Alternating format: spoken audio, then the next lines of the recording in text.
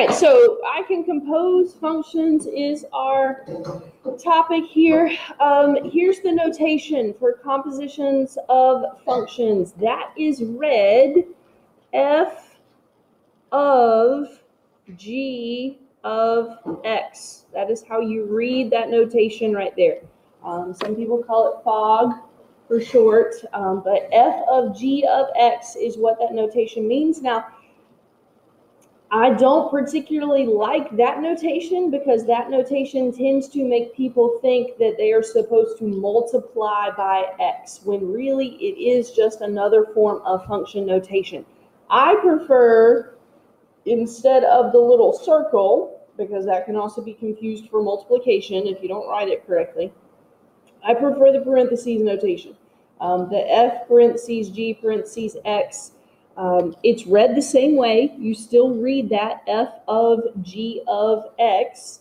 But what we need to do is we're going to start on the inside of the function and we're going to work our way out. So let's look at example number 1 here. We have two functions. F of x is a quadratic, x squared plus 3x minus 1. G of x is 3x plus 2. It's a linear function. So we're going to compose these two functions. I try to mix up the notation just because you need to be familiar with both. You got to be able to know what it means when they do put the circle notation there. So I try to mix that up. And we're going to look at, does the order matter? Now, if you remember from Math 3, you already know the answer to that question, but we're going to address that. So f of g of x. You start by replacing g of x with its function expression. Okay, that's all that I've done right here. G of x, I replaced it with what it was equal to. It's equal to 3x plus 2. Now, if that wasn't 3x plus 2, if that was just f of 3, what would you do? If it was just f of 3, how would you find the answer? You just plug in 3, right? Everywhere you see x, you plug in 3. We're going to do the same thing. Just instead of 3, we have an expression. So I'm going to try and color code this here so that it kind of helps you see. Okay, I just took the skeleton, so to speak, of our f of x function. It was x squared plus 3 times x minus 1. So I just removed the x's and put parentheses there. And in those parentheses, I'm putting the expression that we are plugging in. So I'm putting 3x plus 2 in those parentheses. All right. Then we're going to work it out. 3x plus 2 squared. Hopefully we are to the point where we remember that we don't just square the 3x and we don't just square the 2. That's 3x plus 2 times itself. We've got to FOIL out that expression. So if we FOIL it out, if you need to write out more detail, that's fine. But 3x times 3x is 9x squared. The outside gives us 6x, and the inside gives us 6x. So we have plus 12x, and 2 times 2 is 4. Then we distribute the 3. So 3 times 3x is 9x. 3 times 2 is 6. And then we had a minus 1 there at the end. And then we combine any like terms. 9x squared plus 21x. Plus 4 plus 6 minus 1 is plus 9. Now, yes, that expression can be factored, but that's not our focus here. That's not our focus. We don't need to factor it. We don't need to solve it or anything like that. We're just composing. We're plugging g of x into f of x. Let's look at g of f of x. Now, for me personally, if I see the circle notation, this is my first step. I just like to see it with the parentheses instead of the circle, so I just automatically write it that way. I encourage you to do that because, like I said, this x in parentheses right here makes people think that once I get my answer, I'm supposed to multiply the whole thing by x. And that's not what it is. It is function notation, so I think that the parentheses notation just keeps you from wanting to do that wrong step there. So this time, we are taking f of x, and we're plugging it in. So first step is to replace the f of x in the parentheses there with its function expression. And then we are going to plug this into our g function. So g only had one x. It was 3 times x plus 2. So again, I think it's helpful if this is one of those topics you kind of struggle with, write out your skeleton, replace the x with a set of parentheses, and then put that expression in the parentheses. This one obviously is a lot simpler to work out. Distribute the 3x squared plus 9x minus 3. Don't forget about that plus 2 that's on the end, though. And then combine your constant terms. Negative 3 plus 2 is negative 1. So to answer the question, is f of g of x the same as g of f of x? In most cases, no, it's not. There will be some cases that we'll look at later on where we do end up getting the same expression, but the majority of the time, the order matters when you do the composition of functions, because it all has to do with the function operations that are happening. F of x squares your x, and then it multiplies it by 3 and subtracts 1. G of x just multiplies your x by 3 and adds 2. So you've got different function operations going on there. All right, now, this part is a little bit easier, evaluating it at a number. F of g of negative 2. Ignore the extra letter for a second. G of negative 2, you told me a second ago, if you see that, you just plug in negative 2, and that's what we're going to do. We plug in negative 2 into our g function. If you don't want to do it inside the parentheses like I'm writing it right here, that's fine. But we're plugging in negative 2 into g. So when we do that, we get, what, negative 6 plus 2, so negative 4. So g of negative 2 is what I've got right here. And then that gave me an answer of negative 4. And then I'm plugging negative 4 into my f. It's just a little bit of a compound process here. You plug it into whichever function shows up inside the parentheses first, get that answer, plug that answer into the outside function. So we've got 16 minus 12 minus 1, so that is 3. Okay. Any questions so far? All right, let's do this with 2 other functions. We've got a square root function and a quadratic function. So let's do g of h of x first. Again, I know it takes me an extra second, but I go ahead and change that notation because I don't like it with the circle. I'm going to replace h of x with its function, 3x squared minus 5x.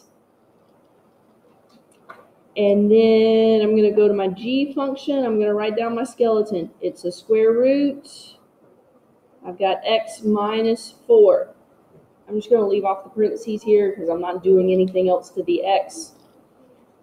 And then I'm going to put my expression in the place of the x. Can I combine any like terms? No, this one doesn't have any like terms. And I can't take the square root. That's it. That's as far as we can take that one. We don't have any like terms to combine. We can't take the square root of those terms because we're adding and subtracting. So that's it. Okay. Now let's look at what happens when we go the other way, plugging g into h. So let's put our skeleton. 3 parentheses squared minus 5 parentheses. In those parentheses, we're putting the square root of x minus 4.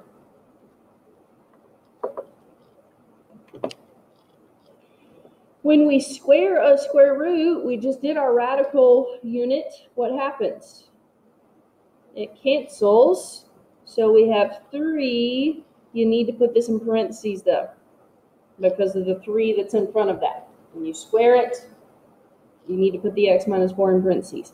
Now, with the 5 times the square root of x minus 4, we can't do anything there.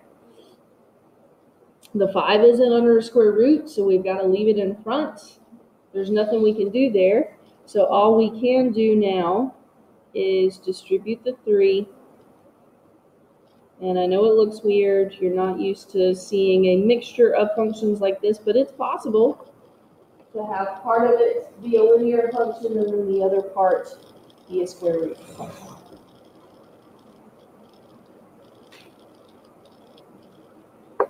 Okay. Let's evaluate this one in a number. Let's do h of g of 8. We're plugging this into our g function first. So that's the square root of 8 minus 4. 8 minus 4 is 4. The square root of 4 is 2.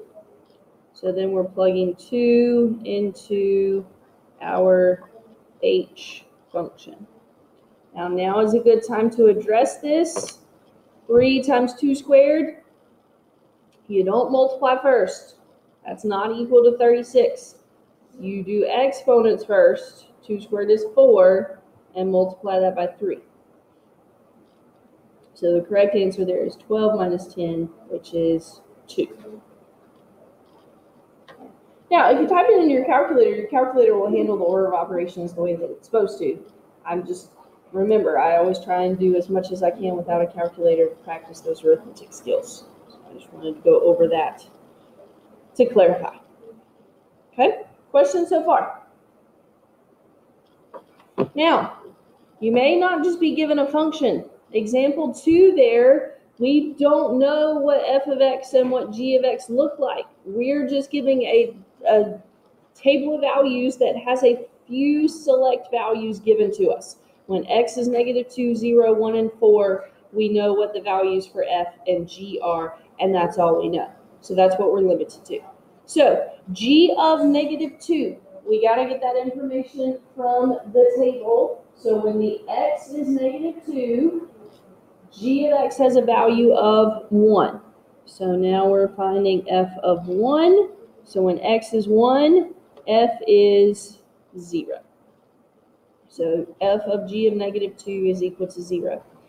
If we were having to graph this, if we were having to graph the composition, this is one way that you could graph the composition function. Pick a point to start with, pick an x value. So on the graph of the composition function, this would be the point -2, 0. For f of g of x, we would have, that would be one of the points on the graph. Okay. Here's another one, g of f of 0. This one changes the order. We start with f of 0, which is 4. And then we find g of 4, which is -5.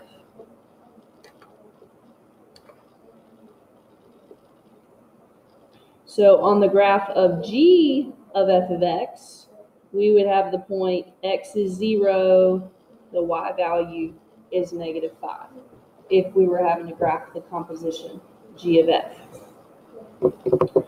Okay, let's do f of g of 1. So g of 1 is -2. F of -2 is 8. So on f of g of x, we would have the point 1, 8. All right, g of f of 4. F of 4 is -4. G of -4. We don't have -4 as an x value. Now, that does not mean that this number does not exist. We just don't have enough information.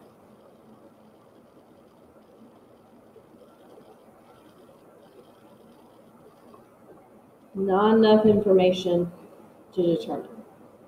It's not that it doesn't exist. We just don't know enough about the functions to find that value because we don't have an x value of -4. Any questions about tables and compositions? Okay, similar to that, let's look at a graph. Look at a graph. Okay, now keep in mind, a table is built from your equation. A graph is built from the table.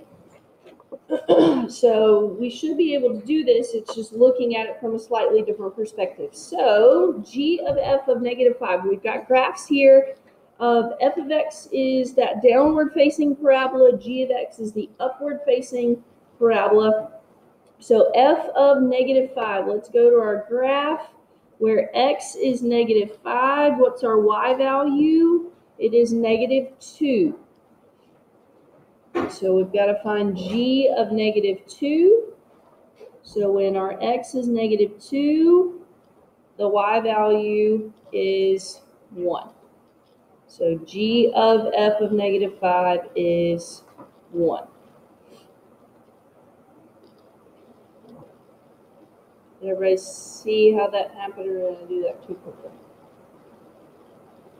Let's do another one. F of g of 2. So we start with g. G of +2 on our graph is -3.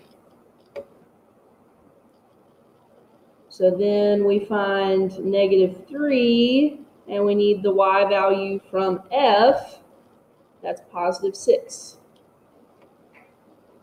So f of g of 2 is +6. Kind of interesting that both of those give us the vertices of the parabolas. All right, g of f of -3. So we start with f of -3. Well, that's 6. We just found that one, right? F of -3 was 6. G of 6, we haven't found that one yet. G of 6 is 1.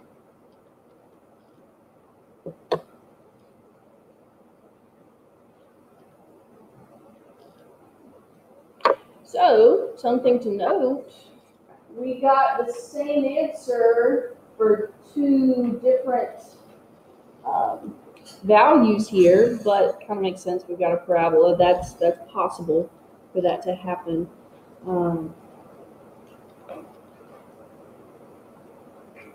We could get more information from the graph than we could from that table, because that table was limited. The graph, we've got a lot more options as far as values that we can actually find and identify. So, questions about the equations, the tables, or the graphs? Any questions?